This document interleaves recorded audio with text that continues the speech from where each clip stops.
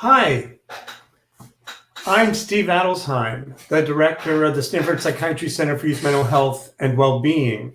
And I'm very excited to welcome you today for our partnership with Native Millions to our Generation Change third in the series event, focusing on Native American.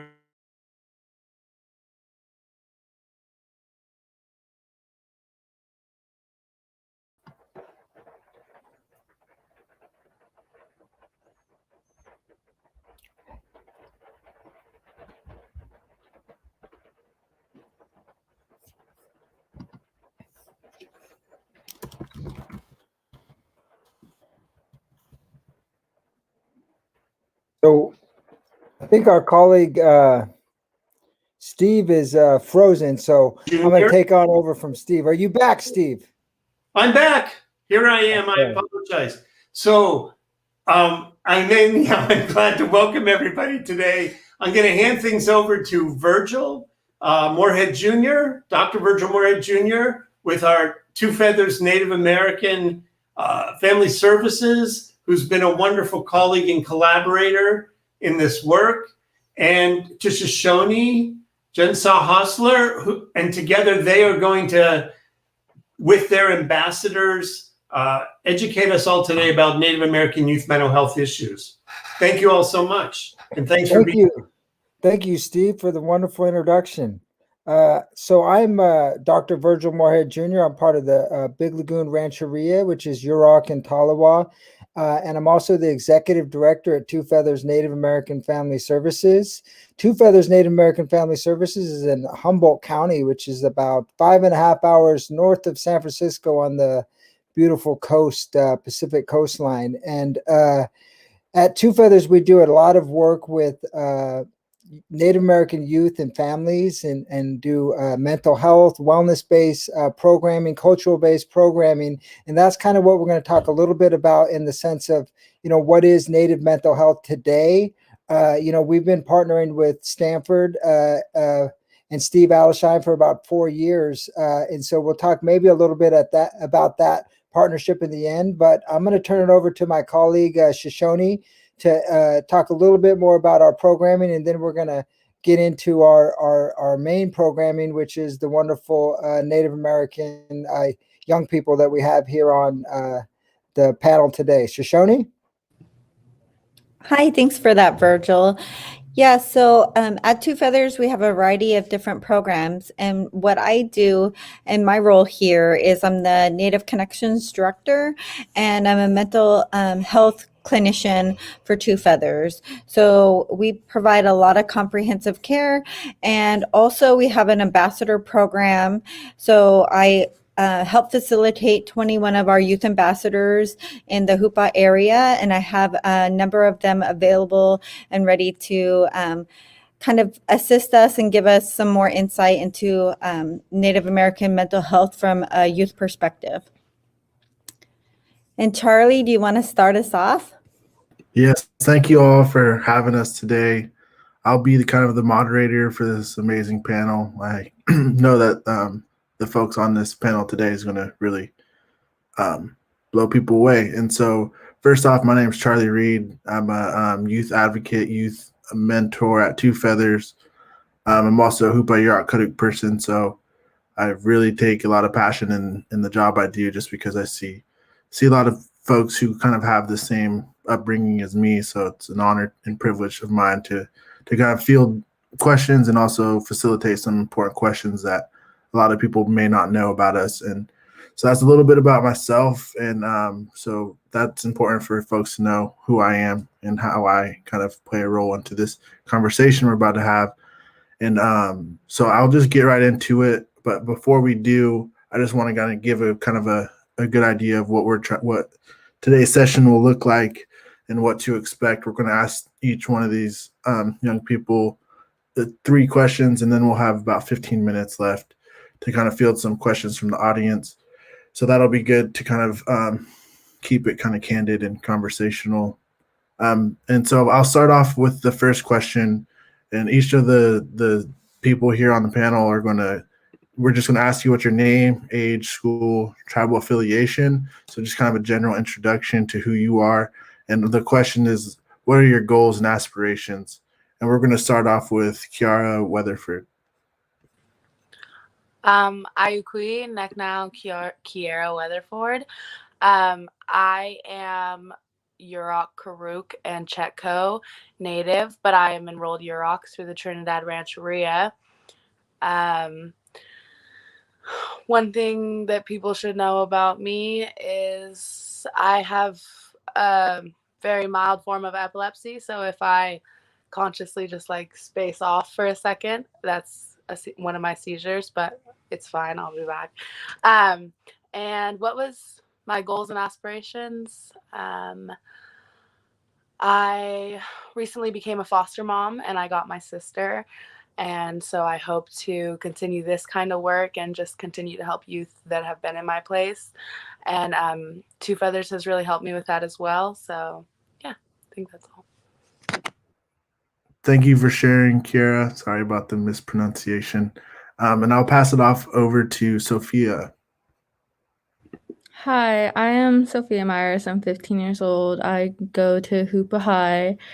I'm a Yurok tribal member, so one of my aspirations is to travel around Indian country and go to other tribes and talk to people. And I don't know if it's what I want to do like professionally, but I know I want to do it, and just learn about other cultures and and learn about them and their experiences and their resilience. Wow, that's awesome and very inspiring that you're, kind of highlighting and uplifting a lot of local and maybe even non-local voices. And I think that's really important that we all kind of come together as one nation, even though we have a lot of differences, but there's so many more similarities that are worth kind of echoing. And so that brings us to our next panelist, Sasha. Hi, I'm Sasha Neyra. I'm 14 and I'm a freshman at Arcata High. I'm a member of the Big Lagoon Rancheria and I'm of Yurok and Tolowa descent. I want to study Native American law, and I want to go to college after high school and study Native American law and become a human rights lawyer.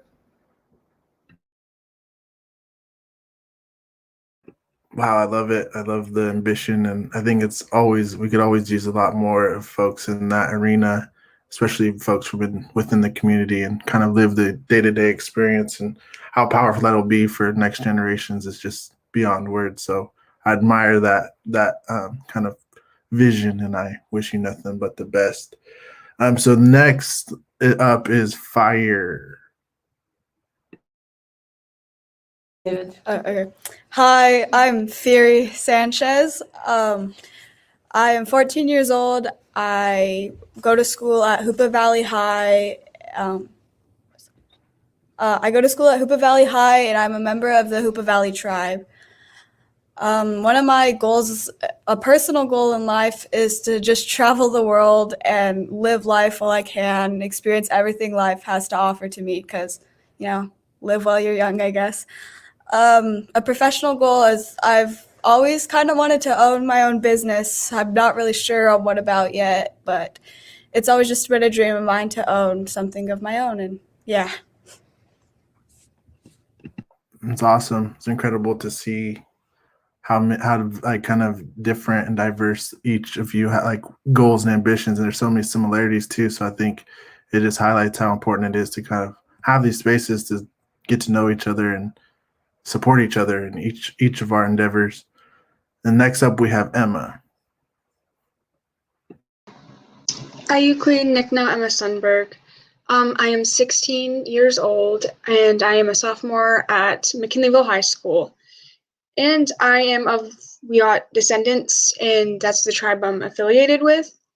And I think my goals and aspirations would be, I want to be an archaeologist, and I want to kind of change and shape the way people think of archaeology, because it's kind of selected on, how it works. So I want to try and change the way it works and try to make it better for the future. Again, another incredible vision, and I think it's a really important work to be done, is kind of change that kind of career and like kind of from the inside out, opposed to just like I don't support what archaeologists do, but I'm just going to go the other way. But like taking that as a challenge to kind of redefine what archaeology means is really important. Last but not least, Kinestan. Hi, I'm Kinestan Lewis. I am 14 years old. I attend Hupa Valley High School. I am enrolled on the Hupa Valley tribe, and my goal is to become a psychiatrist. I am very interested on how the brain works, why it reacts to certain things, how it reacts to trauma or really events in general, and why people do certain things because of it. My main goal for anything and everything really is to really just live in the moment as much as possible and be who I am as much as I can and show off my personality because I'm pretty amazing. I think my goal would be, a little goal of mine is to get into music. I really enjoy the piano and I like singing. So maybe that could be like a side hobby of mine. So. It's super important to have a hobby, especially, it's awesome to hear that you're wanting to recognize and understand like the impacts that trauma has on the brain, and not just like professionally, but just personally, just understanding that's a thing and how can I use that to kind of better myself and my community and just kind of lead that in the right direction, I think is super powerful. And it's just amazing to think that piano, I've always wanted to play the piano. So it's cool to see that balance, so super cool. I'm really excited for the content that we'll probably explore here in these next couple questions. And so the second question is, from your experience, I know you all have very diverse experiences. What are some of the challenges that youth in our area face today? And we'll bring it back to Kiara.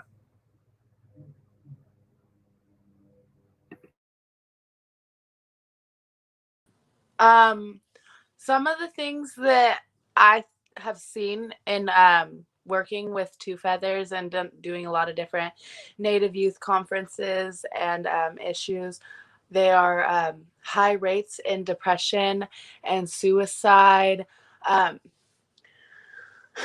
and systematic racism. And then one thing that I really focus on is the MMIW movement, which our Native Americans make up, I think, 6 or 7% of the population, but they're 12 times more likely to go missing than any other race.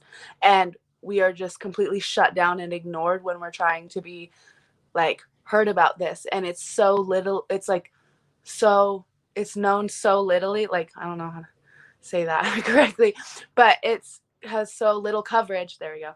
And it's such an important thing. Like, we will be just denied, like, I have personal experience with this. I have an aunt that went, that was murdered last year, but they won't even look into the issue. And a lot of that comes down and back to what I just said earlier, is systematic racism. And it's so, there's no coverage on, like, people don't even believe that it's happening. It's so, sorry, I'm getting emotional. Point is, myself as a Native woman is scared personally to live in this society where I'm not cared about. And that's all I have to say. I really appreciate you trusting us and being vulnerable. I know that's a really heavy topic, and what I'm hearing from you is like a big kind of issue in Native country, not just for youth, but for our community, is that there's just a disproportionate rate of missing and murdered Native women and people as well, folks who don't really identify to the binary kind of gender. And that's really important to highlight. And for those of you who don't know what MMIW is, it stands for Missing and Murdered Indigenous Women. And then I also seen MMIWP, and just kind of recognizing that not everyone identifies as a woman or a man. So just the P being for people.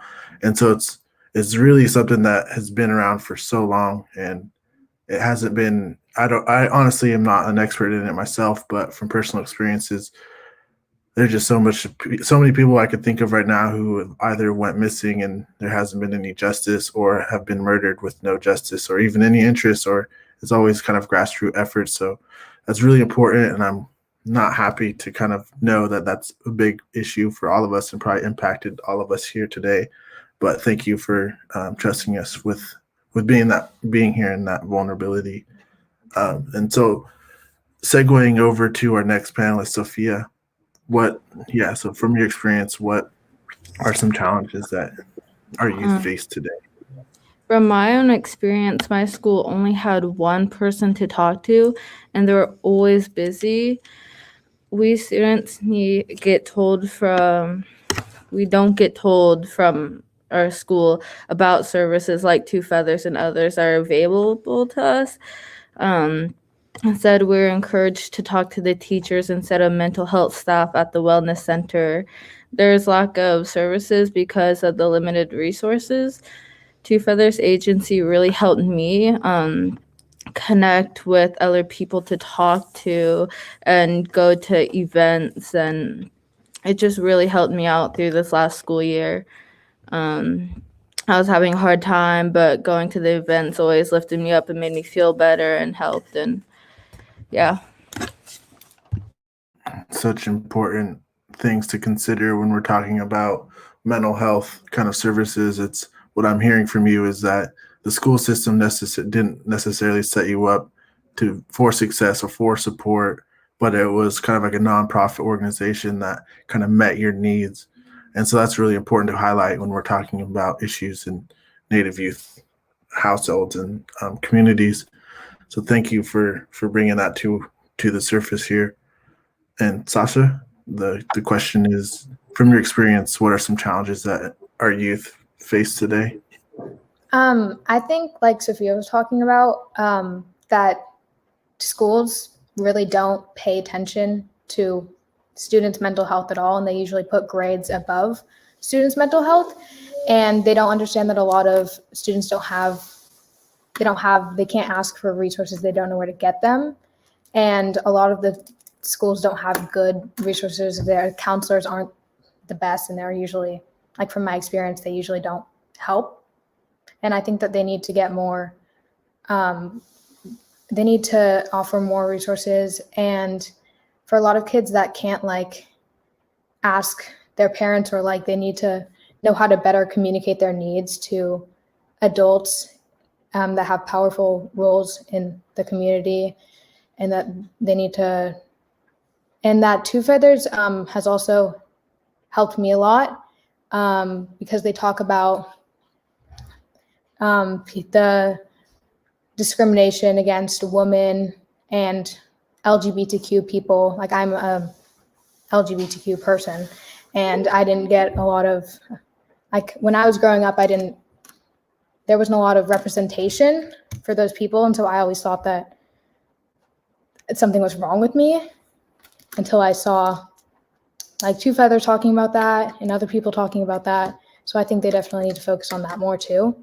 And yeah. Thank you for sharing such a personal part of you. And I think that it ties perfectly in what Sophia was talking about, is how, the school spaces don't actually value your guys' individual experiences. Rather, they prioritize your guys' success as far as A's, B's, C's. Like that's what they're concerned, not so much about how you identify and how important it is for you to have that representation, and how that will ultimately help you meet their standards of success too. It's not just one categorical way of separating happiness, success, and healthiness. So thank you both for highlighting that importance and kind of gap in Western education. Phyre, did I say that right? Hi, it's Phyre. Phyre, I'll get you next time. It's fine. Everyone mispronounces it. I would say from personal experience, it would be having to hold in your feelings just all the time. and it's like being strong and, you know, holding in your feelings instead of actually like talking about mental wellness with your parents or guardian or your peers. You are just being, well, like on my reservation, at least, we are being overly emotional, or just, you're just sad at the moment. You're going to get through this. But just which isn't healthy, and it's a very westernized ideology, in my opinion. Because of boarding school, we were taught to be strong, and a lot of that trauma from boarding school has been passed on to younger generations. And I know as natives, we always hear about the boarding school experience and trauma that is passed down from it. But it is a really big issue in the community, but no one ever really goes into detail about it. The trauma that is, if you're being strong or not talking about your feelings, it can, sorry, I'm getting kind of nervous. It builds up and it's not healthy, and it can lead to drug use and, you know, drinking at a young age. And we as a community need to really, you know, be able to be open with each other. And that's why I really love Two Feathers, because before I worked here as a youth ambassador, I did not know a lot about any programs in my school, because my school didn't provide me with any of that information. And so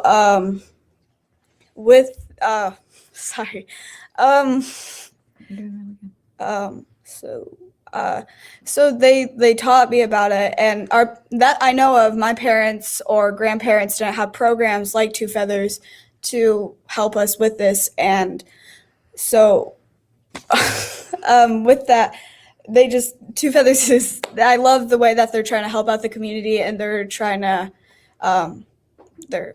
they're getting the youth voice out. Yeah.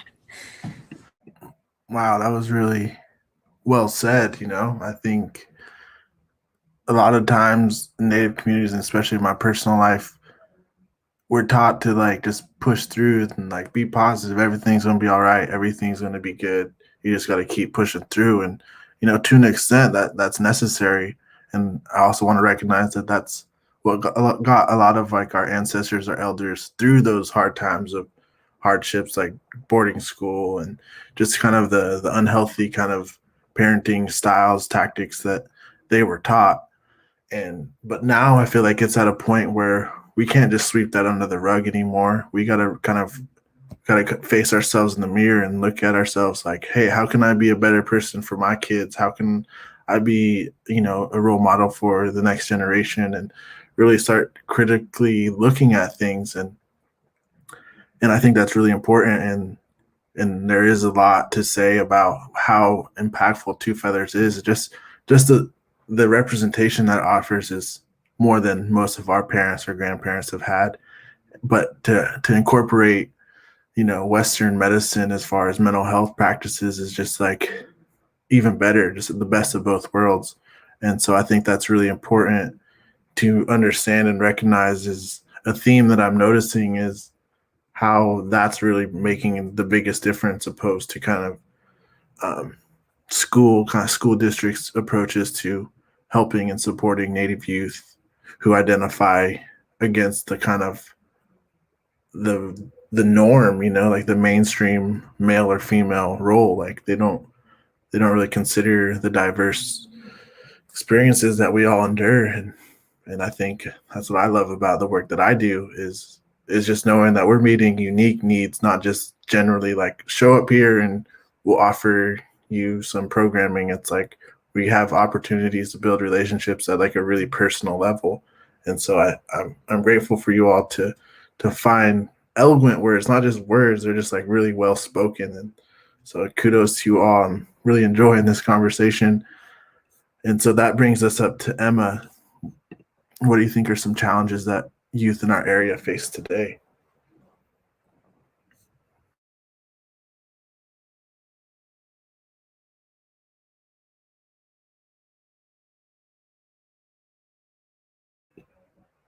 We might have connections. You back? Yeah, sorry, my Wi-Fi stopped working for a second. What I see in the community that needs to, like, especially McKinleyville High, there is a lot of discrimination against like lighter skinned natives, especially for myself. I've been called whitewash native, a whitewash, and stuff like that. And it's just, honestly, I have seen other people go through that too. Like even my best friend, she gets it more like worse than I do. And I just think that we should be working together, not against each other, because we all need each other as a community to hold each other up and to like, be there for one another, not against each other. Like natives, like the native youth itself, it needs more like recognition for like how hard we are working for what we like, from the resources we have. And it's not easy for us, especially. So I think that we just need to start working together and not make fun of each other. I mean, I think it'd just be a good idea to have a connection with your native community instead of be against it. So that's what I think, honestly. Wow. Thank you so much for, again, trusting us with this really kind of personal topics. And I'm really glad that you bring this idea of kind of, it's almost like stereotypical to assume all natives look a certain way, act a certain way, dress a certain way, live a certain way. And there's so much more complexities, like, like it's just so harmful, and it also perpetuates a lot of like colonial views. Like most of the time it does come from, fellow native community members. And it's like, that's not traditional that you're sitting here shaming someone because they look different than you. So I think it's like kind of contradicting to be like, well, you're not native because you don't look like a native, whatever that even means. But that's also like, that's not how we operated back in the day. Like everyone was always offered a meal, was always like taken care of, no matter what they look like, where they came from. Like we were very loving and caring people. And so that's a really harmful problem. And that's what I really love about Two Feathers. It's not like we're like sitting here asking for some enrollment ID numbers. It's like, it's all about self-identifying. Like, who are you, like in here, in your chest and your heart? That's what we're here for. We're trying to help bring the best out of everyone, no matter what they look like or how they identify.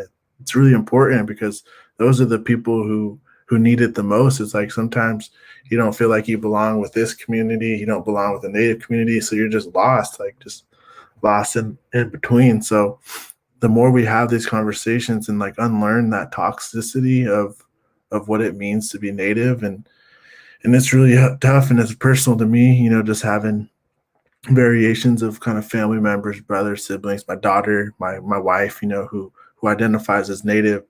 But it's like like their whole lives, it's almost like you felt like you couldn't, but just because of that, like that vulnerability. So I think that you're not alone. And I think that might help too, just knowing like this is something that's like, it's almost like taking it as like an opportunity to just like to speak on that behalf. And it's challenging. It's never going to get easy, but I hope that that we're here for you and anyone who's kind of having those struggles. And thank you again for sharing with us. And last but not least, Kinestan. I wanted to talk about labeling. From my own experience, I was known as kind of a troublemaker, and people would always tell me that I wouldn't amount to anything or I wouldn't do any better. They would say that I'm a specific thing, and whenever I would try to get better, I would just keep hearing them say that same thing over and over in my head. And so it would make me want to just say, okay, whatever, I'll do what you expect me to do. I'll live up to your expectations or live down to your expectations. And I would get into even more trouble. And I was mostly in trouble because my mental state wasn't the best at the time. And so people would just really expect low of me, and they wouldn't encourage me at all. And they would call me names, which didn't help me at all. And so I think a big part that we need to face and, kind of fix is encouraging our youth and helping them through it and trying to figure out what's going on, what's the real reason why they're making so much trouble, And with Two Feathers, once I started working with Two Feathers, they really gave me a chance to be more than I thought I could actually be, more than everyone else's expectations. And it has encouraged me to do more schoolwork, and I've actually caught catching up in school, and it's pretty new to me, and it's just making even my mental state better. So, yeah. Thank you for sharing. I resonate with that completely. Just growing up, it just felt like I was already kind of classified as like a troublemaker or class clown, and you're just like to a point where like, well, if you're already going to think that, I might as well live up to it. And it puts you in a really, I don't know, it's almost like you're not who you really are just because you're trying to meet these expectations or these labels that have been put on you, and you're just like, well, what the heck? That's not who I am, but that's who you all think of me as. And and it's just really amazing to hear that you found a space that accepts you for you, and in turn that empowers you to be successful even in academic terms. Like, you want to be better in school. Like, that's what support looks like. It's not like how can we just send them to the principal's office so they don't disrupt class. Like, that's not going to be what helps anyone. That's just going to make them feel like they don't belong, and a lot of other issues kind of come with that. And so that's really important. And I think that's a problem that continues to exist. And I'm just grateful that you found your place at Two Feathers. And I think that concludes our second question. So I want to thank everyone kind of just briefly, like how important it was and how empowering it was to hear each one of you kind of express a little bit of a slightly different perspective, but also kind of collaboratively talking about our diverse perspectives and how that impacts each of us individually. I also want to take time to remind the audience that please ask questions. I think we're right on time, and that we'll have about 15 minutes to kind of field some questions for each of the youth. But now we kind of transition into the third question, which is kind of more of like a segue on how we're going to move forward, recognizing all these challenges and stories. I think it's important to kind of now think of more of like solution-based strategies rather than just deficit-based. I think that's something that Virgil talks to us about at Two Feathers, is like, okay, we know that these are our realities. How can we find positive solutions, long-term solutions for these issues? So that's what this third question is going to be on. And we're going to come back to Kiara. What is something you'd like to see improve in the schools in our community? And I think this is something that has been a theme as far as like the gaps that school systems offer, and especially within the context of like mental health services. Well, one thing I wanted to mention before I answer this question is I see a lot of patterns. And so I think one thing that would be really good to see is like improve in the mental health system is like a lot of things we are believed to be our normal. We're actually being deprived of something that we deserve. And I think Two Feathers has helped a lot of these youth, and well, myself as well. And kind of, I don't know, because I don't remember who said it, but they were saying I think maybe it was Sasha, but she was saying our mental health is so overlooked in our school. And I think that's so super important. And I think a couple of people have said it. And I think that is definitely something that I wish would improve in the mental health system, is how much it is overlooked in schools. And mental health as important, I forget, I saw this on a TikTok or something, but it's mental health is important as brushing your teeth or something. And we don't really get to you don't really get to check I mean, like, you don't really have mental health check-ins. There's no really doctors. I mean, you can go to like a psychologist or a therapist, but a lot of people don't have access to those things. And mental health is like, I just keep saying this over and over.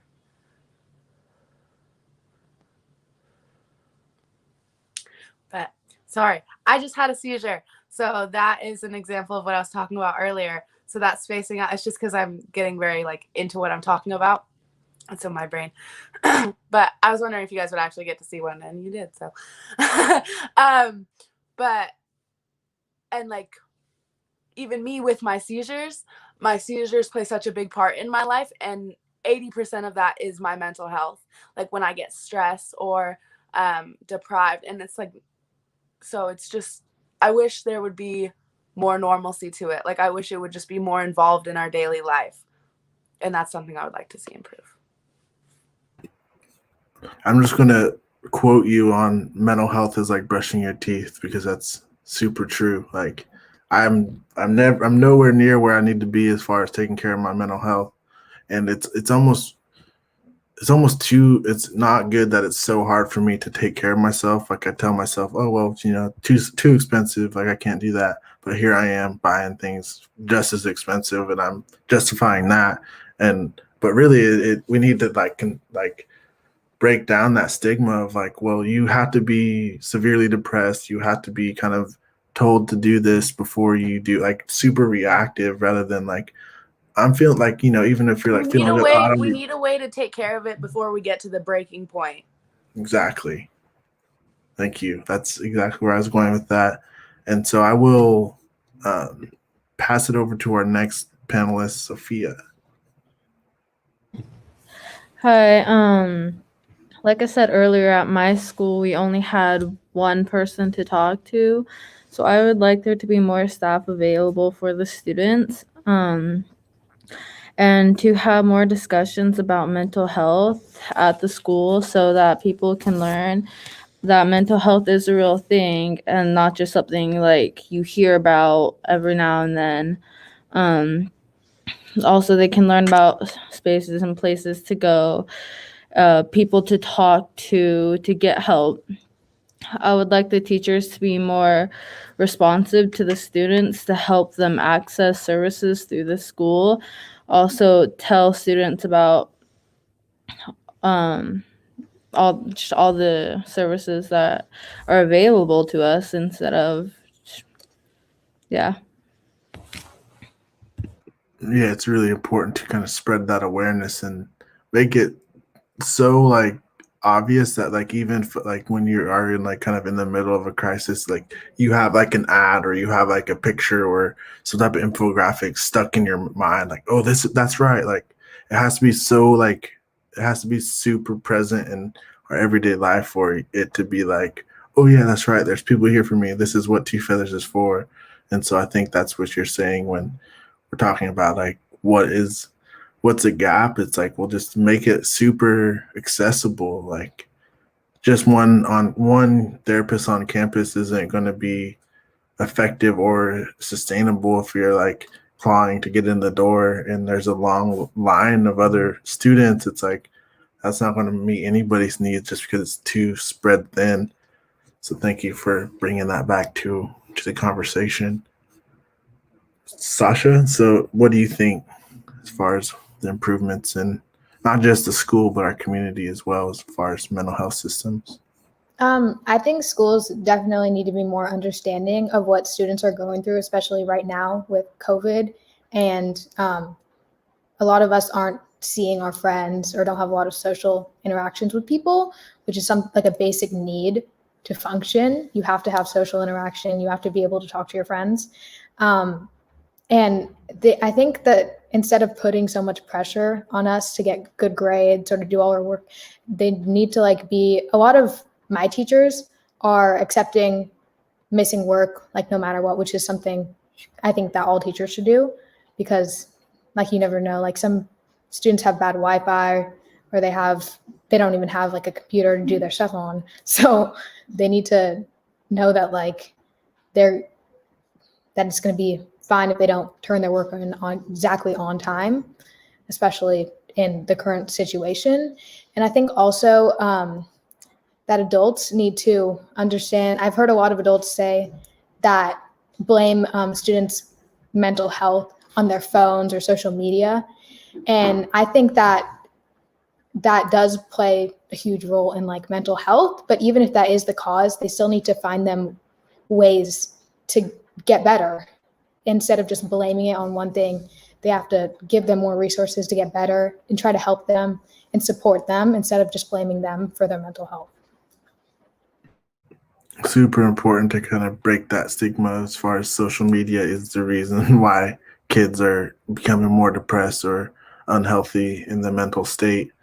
I appreciate you bringing that to the forefront because it's super important, just because it's like, I remember even when I was like at your guys' age, it's just like constantly like, oh, you're always on that phone. It's like, well, I can't see my friends because I live so far away. So yeah, it's kind of like my social lifeline. So it's even more important now when it's not safe to see friends like we would normally do. So I feel you all in that way. I can only imagine how hard it is right now for you all. But we're going to segue over to Phyre. I would love to see my school tell students and parents about mental health programs. I know this is like a thing we've all been like talking about.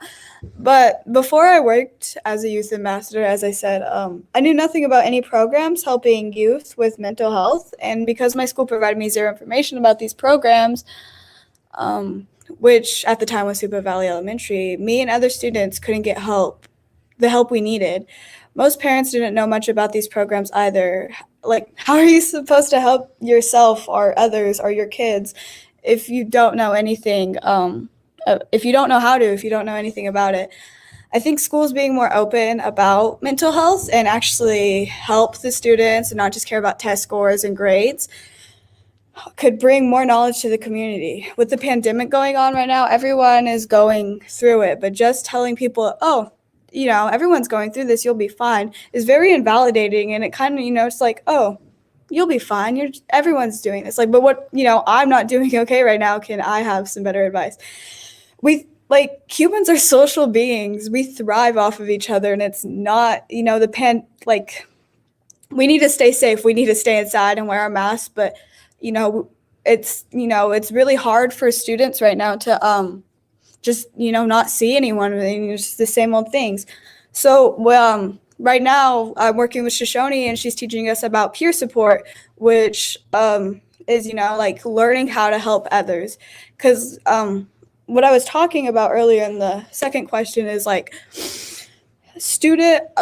myself am very emotionally closed off. I am not great with handling feelings, and I want to definitely get better at that. It's something I want to work on myself. And so Shoni is teaching us how to help people and how to, talk to other students and make sure they're feeling valid about their feelings, because it's totally valid.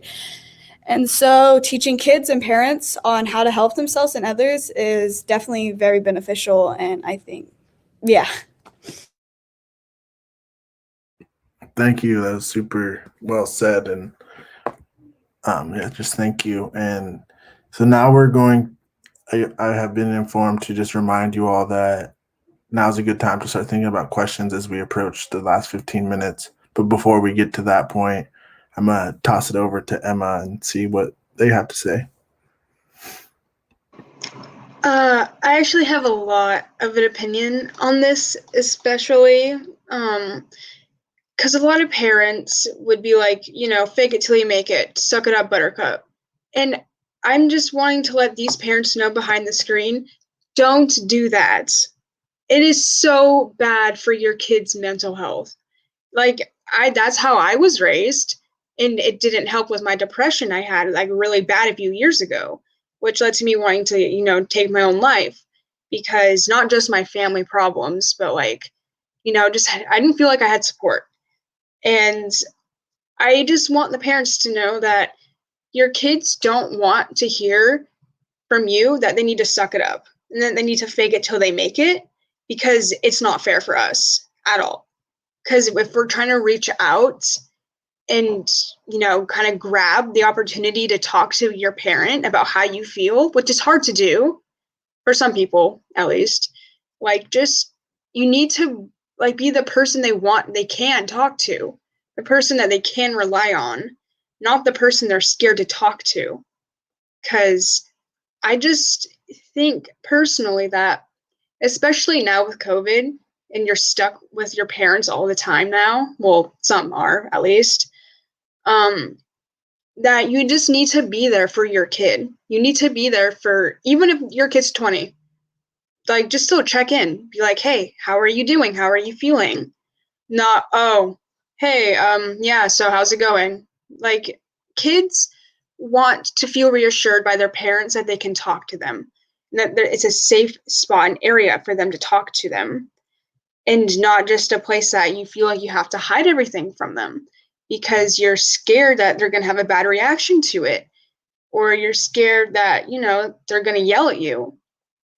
And I just want also the community with the mental health issue with the schools. Personally, my high school is pretty good at it. We have like 5 counselors on campus all the time, 24/7. So I think my school is doing a pretty good job of it. We even have Native counselors at our school, so that's awesome too. And they're doing pretty good with it, so I'm happy with that. It's just the parents is my only concern. I have definitely talked to other kids, and they have the same problem with their parents trying to tell them to suck it up and like not being able to feel safe, and then they just keep it all inside and they eventually just blow up, which has happened to me, and it's not a good feeling. It sucks. So I just want parents to know, especially the ones behind the screen right now, that they need to be there for their kid. They need to be there, not to be against them and make them feel unsafe. That's what I think, personally. Wow, thank you. It's so wise of you. I think language, choice of words, it could really make a difference, you know. And sometimes, you know, parents don't understand how important it is to be like, I hear you. Like, that is unfortunate. Just a little bit of validation and creating that safe space could really make the difference in a more intense situation. And I definitely have different phrases in my head that are going through right now as far as what I was told when I was expressing big emotions, like, man, this sucks. Like, oh, you'll be all right. You'll be fine. It's like, yeah, maybe you're probably right, but right now I'm not fine. And telling me to rush through my feelings isn't going to help me. So I think that's something that everyone resonates with at some point. And thank you so much for sharing such a personal story with us all. And now we will toss it over to Kinestan. I think parents blaming their kids' mental issues on their phone. I want to talk about that a little bit. I had my mom take my phone away for like a month just to work on my mental state. But what I realized from it was I couldn't talk to any of my friends. I was just in my room all day, and it got worse.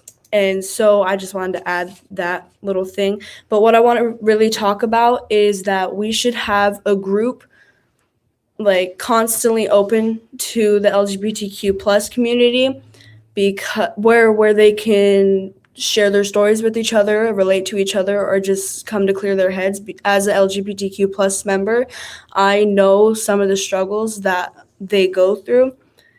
And and I know we can't just go to anybody to talk about it, because, you know, heterosexuals, they don't know the struggles that we go through because they are more accepted in society. And so I think having a group that we can all go to would be amazing and really improve our mental health system, because, you know, struggles lead to more struggles sometimes, unless you fix them. Sorry, I'm messing up a little bit. It's fine. Okay. Anyways, another way is, I remember in school we would have these no bully zone assemblies, but all we would do was play little games or something, like assembly games, and we would never actually talk about the matter. And I think we should say specific things, that everyone is equal, you know, people, different color of skin, different genders, people with autism, really anybody. We're all part of the same human race, and we are not all the same, but we're all humans, right? Treat people the way you want to be treated. And so I think we should really go into detail with the no bullying and be more out there about it. Yeah. Thank you so much. It's such a powerful way and an important way to kind of conclude our Q&A this evening. I just want to take this time to thank each and every one of you for speaking your truth and telling us like your honest opinions and trusting us with your stories that you've shared. I think that goes beyond words can describe. And I think right now is at the time. I think we have about just under 10 minutes to kind of field some of the questions from our audience who has been with us throughout this entire conversation. And I also just want to say, like, each of you panelists, if you don't feel comfortable with any of these questions, I'm not trying to make sure everyone gets an answer. I just feel like if anyone wants to respond to any one of these, just go ahead and kind of speak up. And I'll hand it over to Shoshone, who's been with us too. Thanks for that, Charlie. You did an amazing job along with the youth. I'm just in awe of all their great words, and that's going to sit with me for a little while. So I appreciate that. Thank you all. We have a question from John Delgado, which asks, how do you think culture can be integrated into service delivery as a means to addressing mental health needs? Any examples of how this might look? And I'm just going to open it up to any of the panelists who want to speak to this.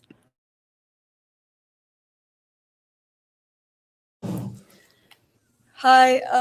So I myself, I go to my ceremonial dances and I dance in my brush dance.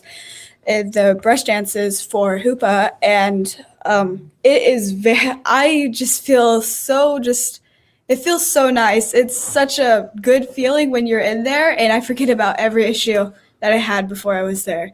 The ceremonies are definitely, for me, they're very healing. They're ways to forget about other issues, because when you're there, you are supposed to have a good mindset and you're supposed to be just a good person. Nothing negative is happening there because you're praying for the world, you're praying for balance. And so it helps get my mind off of things, and it's definitely healing. Like, it feel like the way I feel when I'm there is just amazing, and yeah, that's what I have to say.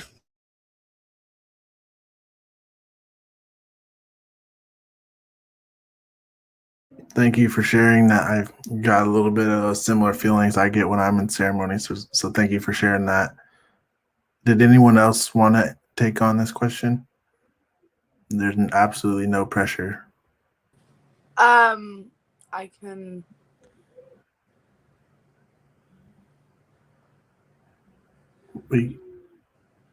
One thing. Go ahead. I'm so sorry. I spaced out again. I was gonna say, in our culture, a lot of our braiding or our weaving, they're done with good thoughts. And so sometimes if I'm having a very stressful day, or if I've personally had like a lot of seizures, I'll sit down and I'll do some like bear grass braiding and just try to keep like good thoughts in my mind.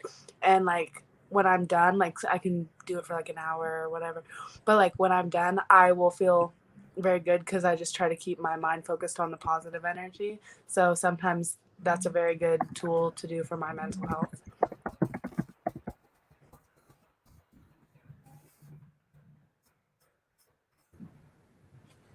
Thank you for that. Are there any other panelists that would like to answer that question?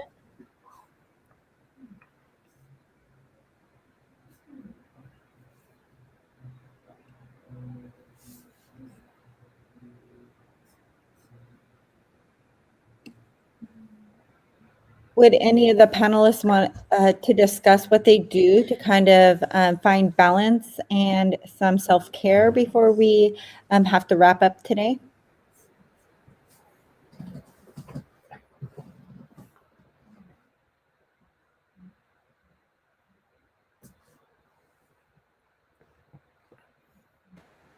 I find music very self-caring, or helps me feel very centered. I feel the emotions that when people sing, maybe people think I listen to, it's pretty hardcore music like rock or metal, and it helps me even have put anger out. It helps me get my anger out. I'll cry to music. I'll scream. Music really just helps me express myself. I make my own music sometimes, but I don't let anybody listen to it. But yeah, I just wanted to put that out there. It's pretty amazing what music can do. Thank you for that. Emma, would you like to contribute?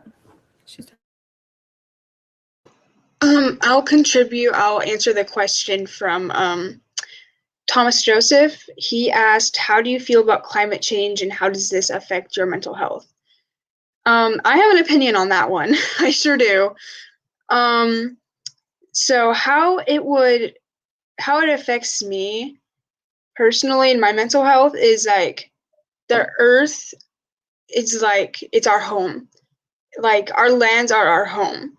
And with, the global warming and all that, it's like some people don't believe in global warming, and they are kind of the contributors to like why our planet's dying. And some people don't think about like, oh, like I'll just litter this and just, it's not my problem. But it takes thousands of years for that piece of plastic to, disappear. And people don't think of that. And it's gonna kill us one day. And it's like this planet itself is our home. It is who we are. It's where we came from. And I just think personally, we need to have a better insight on why, because it's like when I see how my tribal lands have like changed, it hurts me personally. If it affects my mental health, because then I break down and then I feel like I kind of feel for that area and I feel sad and down. So that's what I think. Thank you for sharing. I think that's a really important question, and thank you for taking that one on. We have enough probably for one more answer if anyone wants to take on the climate change and how it impacts mental health. Again, no pressure. All bonus questions. Hi, I'm also very passionate about climate change. It is something that is affecting all of us, the whole world. It's something we should be coming together to talk about. But most people don't see it as a big issue nowadays, and it's terrifying, honestly, thinking about the world. And some scientists are saying if we don't turn this around now, that 12 years from now, we can't turn it around.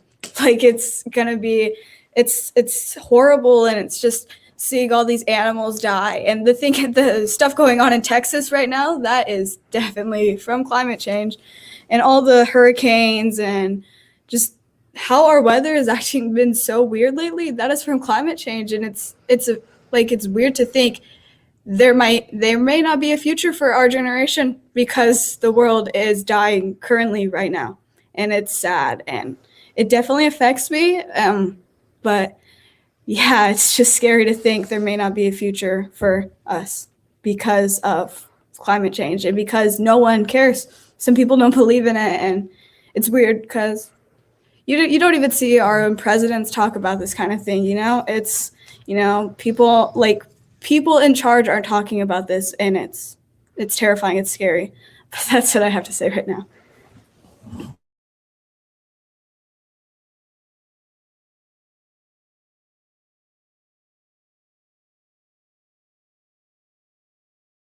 You're muted, Virgil.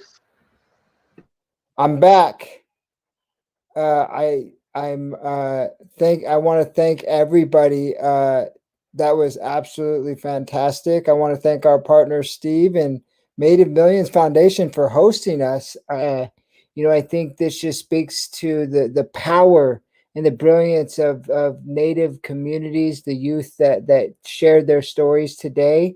The next talk will be March 4th on social mental health and social media. So tune in. And thank you again for everybody that tuned in. Thank you.